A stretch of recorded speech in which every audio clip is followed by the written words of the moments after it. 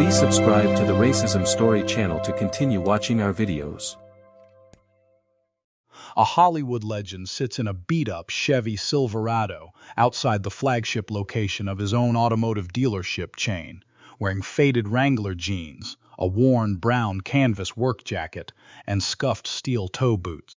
His famous silver-streaked hair is tucked beneath a weathered John Deere cap pulled low over his eyes. 4 days of stubble shadow his jaw. Not a single person on that lot gives him a second glance. Nobody whispers, nobody stares. But what he is about to discover inside that showroom over the next 41 hours will detonate like a bomb beneath everything he spent 14 years building.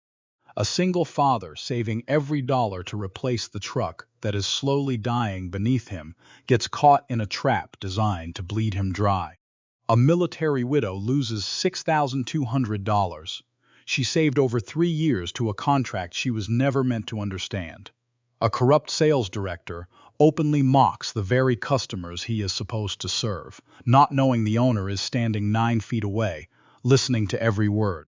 And when the moment of truth finally arrives, when the mask comes off and the room goes absolutely silent, not one person's inside that dealership will ever forget what happens next. This is not a movie. This is a reckoning. Keanu Reeves drummed 2 fingers slowly on the steering wheel of the borrowed Chevy, watching the morning light climb the glass facade of Drake Motor Works on the west side of Denver, Colorado. The dealership sat at the corner of Morrison Road and Federal Boulevard, a gleaming structure of brushed steel and floor-to-ceiling windows, surrounded by 4 acres of immaculate inventory. 112 vehicles, precisely arranged. He had counted them himself the last time he visited. 18 months ago. 18 months. He let that number settle in his chest like a stone. He had been expanding. Portland, Phoenix, Nashville. The 5th location was nearly ready in Baton Rouge. He had been building from the outside while trusting the inside to people he believed in. That trust, he now feared, had been catastrophically misplaced. The reviews had started turning 6 months ago. 3 stars became 2 stars. Phrases began repeating. Hidden charges. Felt trapped. They changed the number at signing. One reviewer, a retired school bus driver named Clarence, had written 11 sentences, and the last one read simply, "I drove home crying, and I am not a man who cries easy." Connor had read that sentence at 2:14 in the morning and had not slept again. He had built Drake Motor Works on a single principle, so straightforward it embarrassed him in business meetings. The price you see is the price you pay. Full stop. No asterisks, no fine print, no last-minute surprises in the finance office. He had modeled the entire operation on what his grandfather, a machinist from Pueblo, who drove a 1971 Ford F-100, had told him once when Connor was 14. "Son, the only thing that outlasts a truck is a man's reputation. Don't ever trade one for the other." His grandfather had been cheated by an auto dealer when Connor was 16. The memory was still tactile, the way the old man had come home that Friday evening and sat at the kitchen table for a long time, without saying anything. The way his hands, rough and competent hands, that had built things his whole life, had been folded on the table like he was trying to keep them still. He had been promised a certified pre-owned price of $14,400. He drove away paying $17,850. He never complained about it out loud. But Connor had watched something go out of his grandfather's eyes that evening, a particular kind of faith, and it never fully came back. Connor had opened his first dealership the year after his grandfather passed, using an inheritance of $31,000 and a lease on a modest lot in Lakewood. He had named it Drake Motor Works because the name sounded like something that fixed things instead of breaking them. That was why he was here this morning, wearing other men's clothes, driving a borrowed truck, carrying a fabricated identity folded neatly in his wallet. His name today was Ray Caldwell. Retired electrician. Needed something reliable for hauling equipment. Had $38,000 saved, mostly cash. He stepped out of the Chevy, rolled his shoulders into a slight forward hunch that was not his natural posture, and walked toward the entrance. The showroom doors parted with a breath of conditioned air. The space was enormous and well lit, polished concrete floors reflecting the overhead lights, rows of gleaming vehicles positioned at precise angles.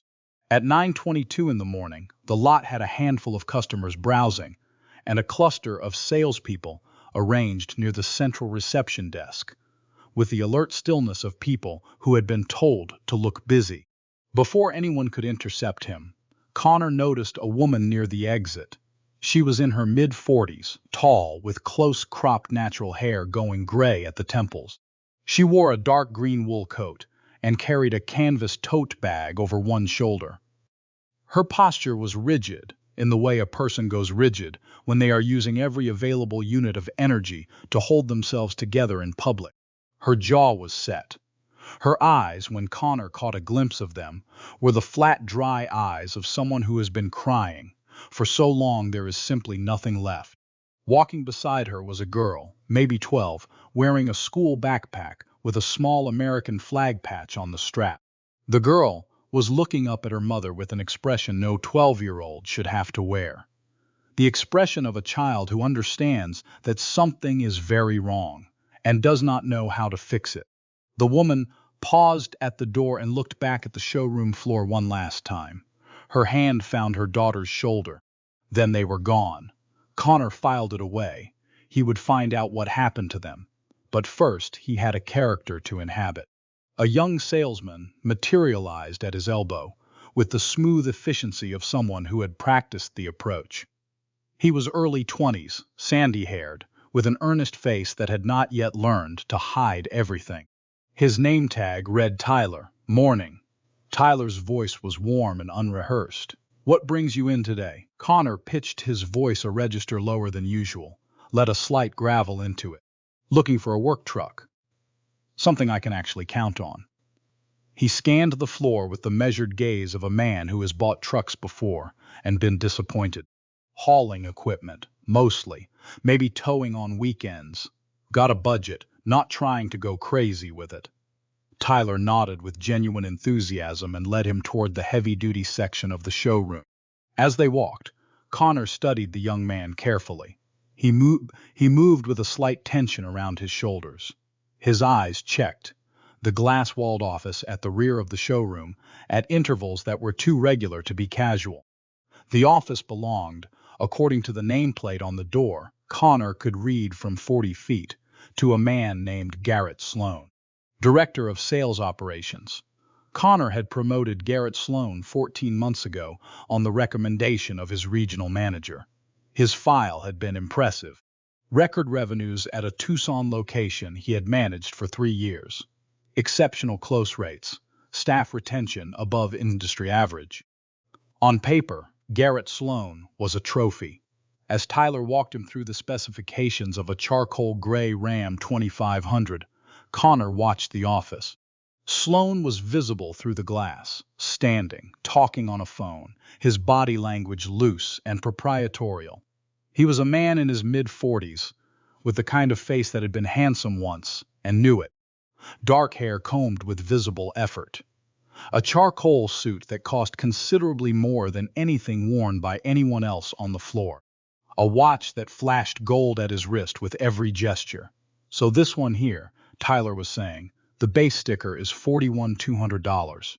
We've got a few packages we usually pair with the heavy-duty models." Connor raised an eyebrow. "What kind of packages?" Tyler hesitated for exactly 1 second. "Just the standard protection suite, weather coating, the interior warranty." He glanced toward Sloan's office and then back. It's usually bundled in." Usually bundled in was not a phrase that appeared anywhere in Connor's company policy manual. The protection packages were optional. They had always been optional. He had written that policy himself. "I'd need to see that broken out on paper before I agree to anything," Connor said evenly. Tyler nodded. "Of course. Let me pull that up for you." But before he could turn back to his desk, something at the next sales station pulled Connor's attention entirely. A man was standing at the adjacent desk, gripping the edge of the surface with both hands, his knuckles paling against the laminate. He was around 50, lean in the way of someone who has never had extra to spare, wearing a gray hooded sweatshirt with a construction company logo faded almost to illegibility on the chest. His work boots had seen years of honest use. His face was the face of a man who had done his math carefully, triple-checked it, and still come up short through no fault of his own. Across from him sat one of the senior salespeople, a man Connor did not recognize, and walking toward the desk with the smooth, unhurried stride of someone who already knows how this ends was Garrett Sloan. Mr. Hargrove. Sloane's voice was calibrated, sympathetic on the surface, the way water looks shallow when it is not. I understand you have some questions about the final figures. The man, Hargrove, looked up. His eyes were red at the rims. I was quoted 36.5. That's what Derek wrote down. He held up a piece of paper. That's his handwriting right there. $36,500. His voice cracked on the last number. I have a payment set up.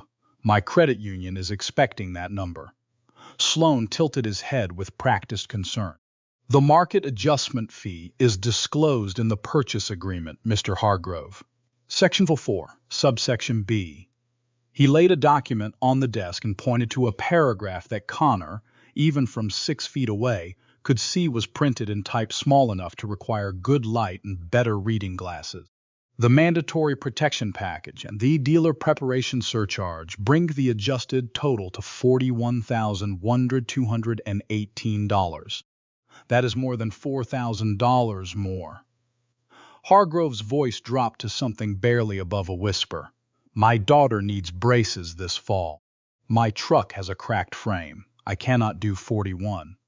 Sloan folded his hands together. I understand your frustration. But Derek is no longer with the company, and Derek is no longer court machines are unfortunately superseded by the written agreement you initialed. He paused, and Connor watched him let the pause do its work.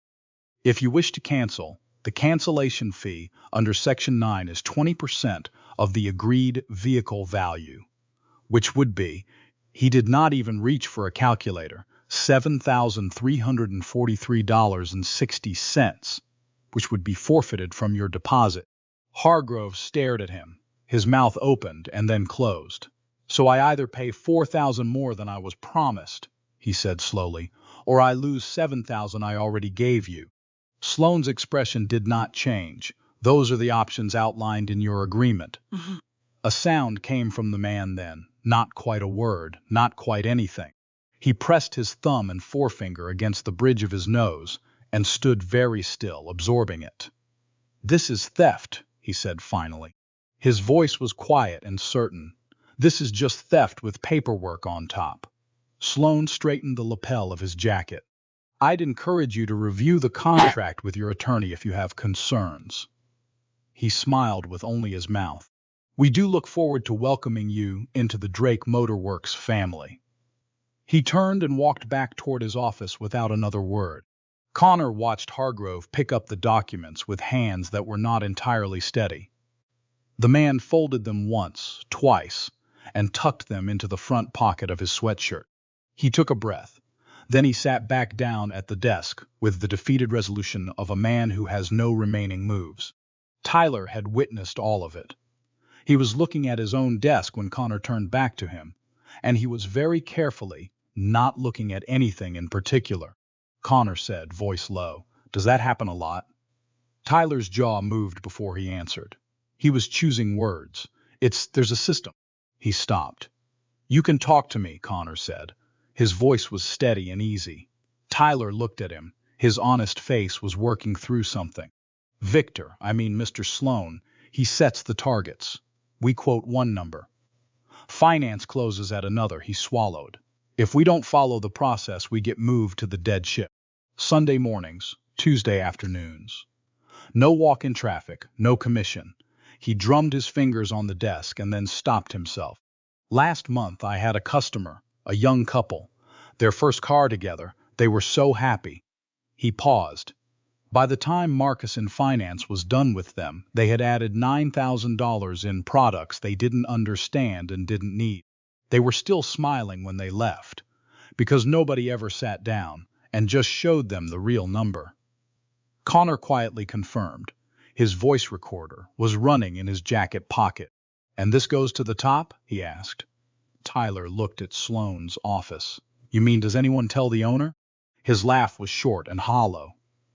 "Mr. Sloane handles the owner communications himself." He said, "Mr. Drake is too busy expanding to deal with location-level complaints," he said, and Tyler paused again. He said, "Mr. Drake is a figurehead at this point, that the real operation is here." He looked at Connor with something like apology in his eyes. "I'm sorry. I shouldn't have said that." "Yes, you should have," Connor said quietly. "And you should remember that you did." He stood up, told Tyler he needed a few minutes to think, and walked the floor. He spent the next 2 hours watching. He moved through the showroom slowly, pausing to examine vehicles, stopping at the coffee station, drifting near enough to other sales conversations to hear the architecture of what was happening. He had designed this building. He knew every angle, every blind spot. He knew that the corner near the service corridor carried sound from finance in a way that the architects had never anticipated. He went there. He could hear Marcus, the finance manager, clearly. The man was unhurried and confident, speaking to what sounded like a couple in their 60s. He walked them through what he described as their protection portfolio with the warm authority of a doctor explaining a necessary procedure. Tire and wheel protection, gap insurance, the premium extended service contract, paint sealant, the low jack package. "But we didn't ask for all of these," the woman said. "They're included in your financing structure, ma'am." Marcus's voice was gentle and implacable. "It's really the responsible way to protect an asset of this size." The husband said, "Can we remove any of them?" Marcus paused, as though the question were slightly sad. "You could try to remove them. But I have to be honest with you, it triggers a re-evaluation of your financing tier, which typically raises your interest rate." He made a sound of reluctant concern. "And forgive me, at your stage of life, you don't want to be managing higher monthly payments." He let that sit. "I'm really doing you a favor keeping it bundled." Connor stood very still in the service corridor for a long moment. He had heard enough to end it right there, but he knew that ending it with Sloane alone left the machinery in place. He needed to understand how far it reached. He needed Sloane's own words in his own voice. He made his way back to Tyler's desk and said he'd like to speak to the sales director before signing anything. Said he was old-fashioned. Said he liked to look the man in charge in the eye. Tyler went to the glass-walled office, and Connor watched Sloane look up, assess the situation with a practiced glance, and nod. The shark recognizing the shape of a sale worth landing personally. Sloane met him in the office doorway with a handshake that was calibrated to project confidence and warmth simultaneously. "Ray, good to meet you. Tyler says you're a practical man. I respect that. Come on in." The office was precisely what Connor expected. Dark wood, framed achievement plaques, sales awards in a row, a photograph of Sloane with some local official at a ribbon cutting, a family photo on the credenza, wife and 2 kids, all wearing coordinating colors and smiling with the practiced precision of people who have been told to look natural. Connor settled into the chair across from the desk and let Sloane lead. "Tyler mentioned you have some concerns about the package pricing," Sloane said. His voice was the voice of a man who had done this many times and found it easy. "I want to be straight with you, Ray." He leaned back. "We operate differently than other dealerships. We're not trying to be the cheapest. We're trying to be the best. And the best comes with structure." "Structure," Connor repeated. Sloane smiled. "Listen, I've been in this business 22 years. The customers who push back on the packages, they always call us 6 months later when something goes wrong and they don't have coverage." He spread his hands. "We're doing them a favor, they just don't know it yet." Connor shifted forward slightly. What about the man I saw earlier? Hargrove. He was quoted one number and got a different one in the contract. Sloane's expression did not flicker. Verbal quotes are preliminary. Anyone with experience in auto sales knows that. He knew, Connor said flatly. He had a written number in Derek's handwriting. Sloane waved it away. Derek is no longer with the company, and frankly, Derek was a liability. He was quoting numbers that didn't include our mandatory cost recovery fees. He cost us revenue on every deal he touched. He looked at Connor with the candor of a man sharing a professional confidence. I let him go last month. Performance issues. I documented it properly. Connor felt the cold clarity of it. Derek had been honest with customers. Derek was gone, so the written quote doesn't mean anything, Connor said. The written contract is the agreement, Sloane said smoothly. The written quote is a conversation starter. He leaned forward now, his voice dropping to a tone that was conspiratorial and friendly. Look, Ray, I like you. You're sharp. You paid attention out there today. Let me do something for you. That protection package Tyler quoted you, $740, I can knock it to $500. Cash, off the books, just between us.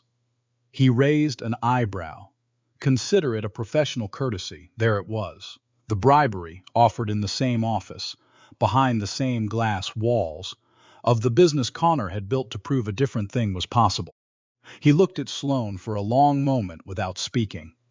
Sloane held his gaze with the confidence of a man who has never been caught. Actually, Connor said, and he did not pitch his voice differently this time. He did not maintain the Texas drawl he had practiced.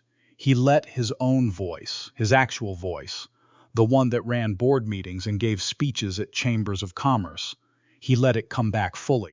I think we need to revisit your employment status. He reached up and removed the John Deere cap. His silver-streaked hair fell to his collar.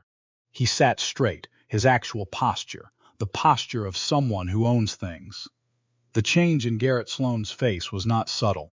It moved through confusion, then recognition, and landed somewhere past fear, in a territory that had no clean name. The gold watch stopped catching the light. His hands went very still on the desk. Mister, he said. He stopped. Mr. Drake. Connor pressed play on his phone and set it on the desk between them. Sloane's own voice filled the office.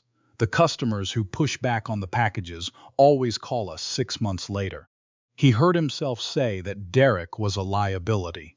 He heard himself offer a cash kickback. He heard himself describe the owner, describe Keanu Reeves, as a figurehead. I can explain, Sloane said. His voice had lost all its calibration. It was just a voice now. I can explain all of it. I'm sure you believe that, Connor said. He pressed the intercom button on Sloane's own desk phone. All staff to the showroom floor immediately. His voice was steady and carried. This is Keanu Reeves. I am the owner of this company. All staff, showroom floor right now. Sloane lunged toward his computer. Connor said, without raising his voice, touch that machine and I will add destruction of evidence to the list of charges. The lawyers will be here within the hour either way. Sloane did not touch the computer. The staff assembled in stages, confusion moving through the room like weather. Some faces Connor recognized from the org chart. Others were new since his last visit. They gathered in a rough arc across the polished showroom floor, the last of the afternoon light coming through the floor to ceiling windows in long golden planes. Tyler was near the back, his honest face ashen and alert. Marcus, the finance manager, was edging toward the service corridor. Marcus, Connor said, without turning. Stay where you are. For those of you who have not met me in person, Connor began, his voice filling the space evenly. I am Keanu Reeves.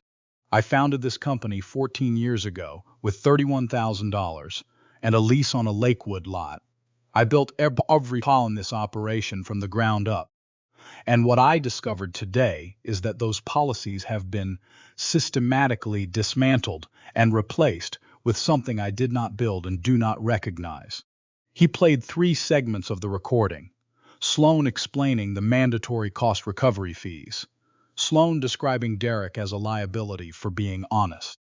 Sloan offering a cash kickback to what he believed was a customer. The room was absolutely silent through all three. "Tyler," Connor said. The young salesman stepped forward. His voice shook at first, but it found its footing. He described the quota system. He described the dead shift punishments for salespeople who gave customers accurate information.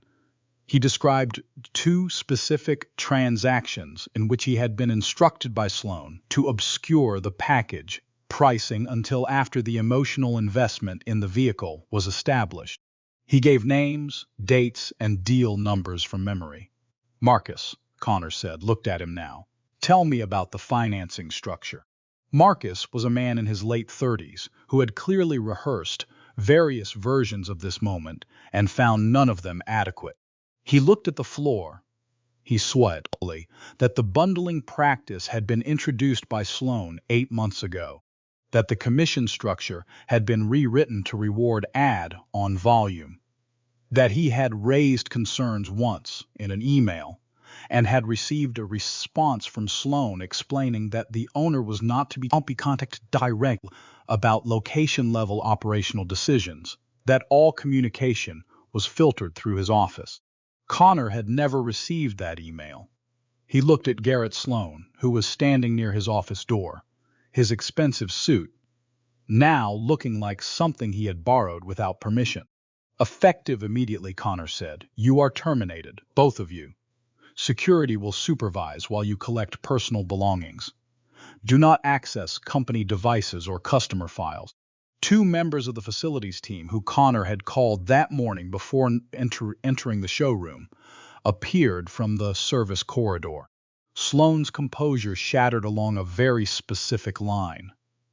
"You're going to regret this," he said, and his voice was shrill and wrong-sounding, nothing like the calibrated instrument it had been an hour ago. "This location is 40% above network average. 40%. You need me. You know what happens to these numbers when I'm gone?" Connor looked at him without expression. "My grandfather would have taken a 40% revenue cut the day he found out how it was generated, and he would have considered it a bargain." Sloan was escorted out. The room breathed. Connor turned back to the staff and was quiet for a moment. He looked at Tyler. He looked at a young woman near the window who had been crying silently throughout the last 10 minutes.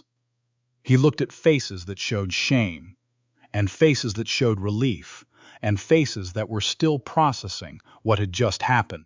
"I know that some of you were part of this," he said. "I know that some of you were not. I know that some of you tried to push back and paid a cost for it." He paused. "Every active contract from the past 8 months is frozen. Every deal will be reviewed. Every customer who was overcharged will be contacted directly and will receive a full refund of the difference, plus interest. Starting now, the price you see on this lot is the price you pay. That's not a new policy. That's the original policy. We are returning to it." He looked at Tyler. "I'd like you to stay after. I have some questions about which customers need to hear from us first." Tyler nodded. He pressed the back of his hand briefly against his eyes and then stood straight. It was at this moment that the front doors opened. Leonard Hargrove walked back in.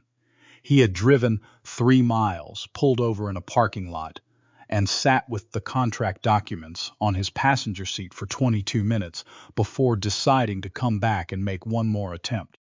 He had his phone with the Better Business Bureau complaint form pulled up on the screen. He had prepared himself to be dismissed. He was wearing his workplace face, the face of a man who has been disappointed before and has learned to absorb it. He stopped when he saw the assembled staff. He stopped when he saw Garrett Sloan's office empty and dark. He stopped when he saw Keanu Reeves standing in the center of the showroom floor. Connor walked over to him. He extended his hand. "Mr. Hargrove, I'm Keanu Reeves. I own this company, and I owe you an apology."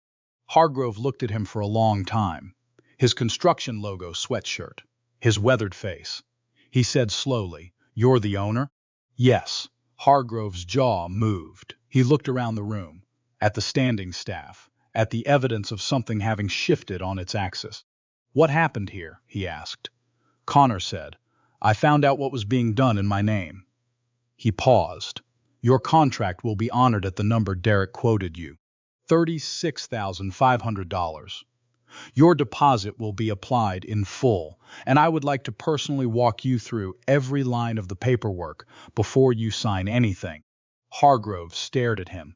A vein along his temple moved. He said, "I have a daughter who needs braces, I know." Connor's voice was quiet. "She'll get them." Hargrove's face did something complicated and final. He reached out and shook Connor's hand again, more firmly this time, with both of his, the handshake of a man whose grandfather probably shook hands that way. He did not say anything else for a moment. He did not need to. In the weeks that followed, Drake Motor Works, Denver became something it had been designed to be, and had briefly stopped being. Connor did not return to Houston. He moved into a furnished apartment 6 blocks from the Morrison Road location and worked from a desk he had placed on the open showroom floor, visible to everyone, approachable by anyone. The first thing he did was install transparent pricing terminals throughout the lot. Every vehicle displayed its base price, every optional package listed separately with a plain language description, and a final total that included every fee, every tax, every documentary charge. Customers could configure a purchase and see the complete cost before speaking to anyone. There were no surprises because there was nowhere to hide one. He brought Derek back. Derek Mitchell, the salesman who had given Hargrove an honest quote and been fired for it, who had spent 8 weeks doing overnight inventory at a grocery warehouse, who had a newborn at home and a wife who had quietly updated her resume. Connor called him on a Tuesday morning and offered him not his old position but a new one, Director of Sales Ethics and Training. Derek cried on the phone. He did not apologize for it. Tyler became the head of the new Customer Advocacy Office, a dedicated team empowered to receive complaints, audit contracts, and escalate without routing through management first. He was 23 years old and had kept mental notes on every transaction he had witnessed for 4 months because his father, a former union steward, had told him that bearing witness was the first obligation of a person with a conscience. Connor personally called 114 customers over the following 3 weeks. Some conversations were brief. Some lasted 40 minutes. A woman named Dorothy, 67 years old, who had been convinced to purchase a paint protection package she did not need on a vehicle. She drove only church in the grocery store, wept when Connor told her she would receive a check for $1,847 in the mail. She said, "I thought I was stupid for not understanding the contract." He told her the contract had been designed not to be understood. She was quiet for a moment, and then she said, "Thank you for saying that out loud." The Garcia family received a refund of $4,217.83 and a phone call from Connor that lasted 31 minutes. The mother, Elena, had come in 8 months pregnant with 2 other children and had left with $8,400 in add-ons she had never agreed to in plain language. She had been driving the truck for 6 months by the time Connor called. She had assumed the payment was simply what trucks cost. When he explained what had actually happened, she said nothing for nearly 10 seconds. Then she said, "My husband said we should trust you because your name was on the sign." Connor said, "He was right to, and I'm sorry it took me this long to deserve it." Garrett Sloan's legal situation resolved slowly and thoroughly. The evidence was substantial. Employee testimony, recorded admissions, financial records showing the kickback structure Sloan had built with 2 aftermarket warranty companies, altered timestamps on customer documents. His attorney was competent, and his strategy was denial.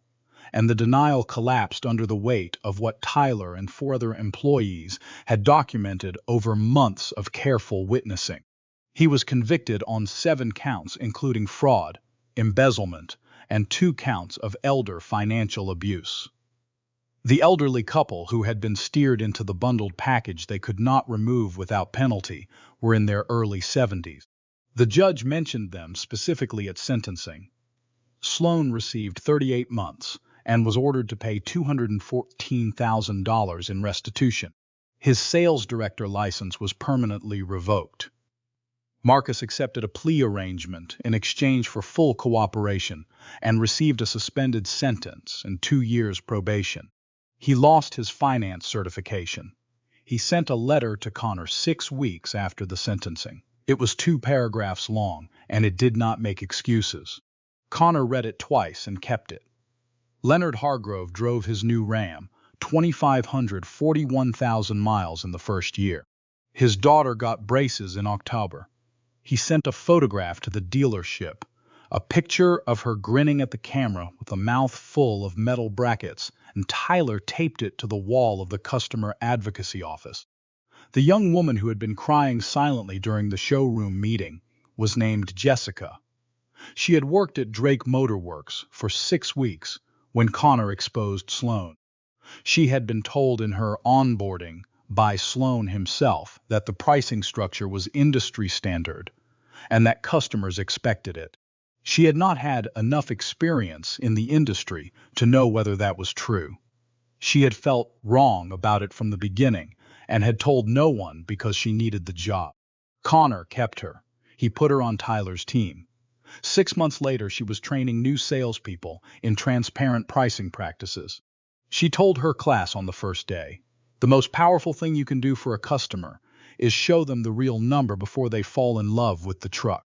Because once they love it, you have all the power. And power is only worth having if you use it right." The business results, which several of Connor's regional competitors had predicted would be catastrophic, were instead clarifying. The first month after the reforms, revenue dropped 18.2%. Connor had expected that. He had told his CFO to expect it. The second month it dropped 6.1%. The third month it was flat. The fourth month it went up 11.4%.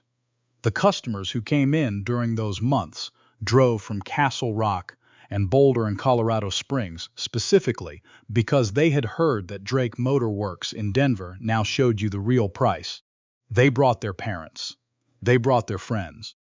A family from Fort Collins drove an hour and 40 minutes because the father had been burned at a dealership in his town the previous spring and had done 6 hours of internet research before deciding which Denver dealership he would trust with a purchase he had been postponing for 2 years. He sat down with Tyler, reviewed every line of the contract before anything was initialed, and drove away in a Chevy Colorado, having paid exactly what the terminal on the lot said he would pay. He left a 5-star review that night. He ended it with a sentence that Connor saved. "I came here expecting to be managed. Instead, I was respected. I'll send everyone I know." 9 months after the showroom reckoning, Drake Motor Works held a community day on a warm Saturday in late September. The lot was open, the trucks were lit, and a local barbecue restaurant set up in the parking lot. A bluegrass trio played on a flatbed stage. Children drew on the windows with washable markers. Nobody was being pressured to buy anything. Nobody was calculating how to hide a number. Connor stood near the entrance in the late afternoon, watching families move through the lot. He was wearing his own clothes now, a good flannel shirt, jeans without particular purpose, boots he had broken in over years. He had stopped pretending to be Ray Caldwell. Ray Caldwell had served his purpose. Leonard Hargrove appeared at his shoulder. He had come with his family, his wife and his daughter, the one with the braces, who was 16 and already asking about cars, for when she turned 17. Hargrove stood beside Connor and watched the lot for a while without speaking. Then he said, "You know what my father told me about business?" Connor looked at him. He said the difference between a transaction and a relationship is whether you do it again. Hargrove's voice was easy, the voice of a man on his own time, no crisis underneath it. "Every time I get in that truck," he said, "I think about coming back here when it's time for the next one." He paused. "That's the whole thing right there, isn't it?" Connor looked out at the lot. at Tyler explaining something to a retired couple, gesturing patiently at a pricing terminal, at Jessica laughing with a family near the entrance, at Derek across the lot, shaking a customer's hand with the handshake of a person who means it. Yeah, he said, that's the whole thing. He thought about his grandfather, who had come home from a dealership on a Friday evening and sat at the table with his hands folded, trying to keep them still, who had never complained about it, but had never gotten that particular faith back, who had died not knowing that the thing done to him had become the seed of something better. Trust is not a policy, Connor had told his staff on the day of the meeting. It's a practice. You build it the same way you break it, one deal at a time. The sun moved behind the Rockies, and the lot lights came up, illuminating the trucks in their rows, the pricing terminals bright and readable from 30 feet away. A child ran between two display vehicles, laughing, her parents calling after her without alarm. A salesman held a door for an elderly man who walked with a cane. The barbecue line moved steadily, and the bluegrass trio played something that sounded like a conversation between people who had known each other a long time. Keanu Reeves put his hands in his pockets and stayed a while longer, watching the thing he had built be what he had meant it to be. Thanks, Grandpa, he said quietly, to no one in particular. The lights stayed on. Thank you for staying with this story. If it moved you, if it made you think about the moments when ordinary people face systems designed to take advantage of them, and the responsibility of those with power to do better, please share it. Consider subscribing so you don't miss the next story. Every account we tell is a real pattern, even when the names are changed. And every time we tell it, someone somewhere recognizes themselves in it and feels a little less alone. That matters. We'll see you next time. Disclaimer. This is a work of narrative fiction created for storytelling and educational purposes. The characters, dealership, events, and dialogue are entirely fictional. Any resemblance to actual persons, businesses, or events is coincidental. This story explores themes of business ethics, consumer protection, and human dignity through a fictional narrative structure.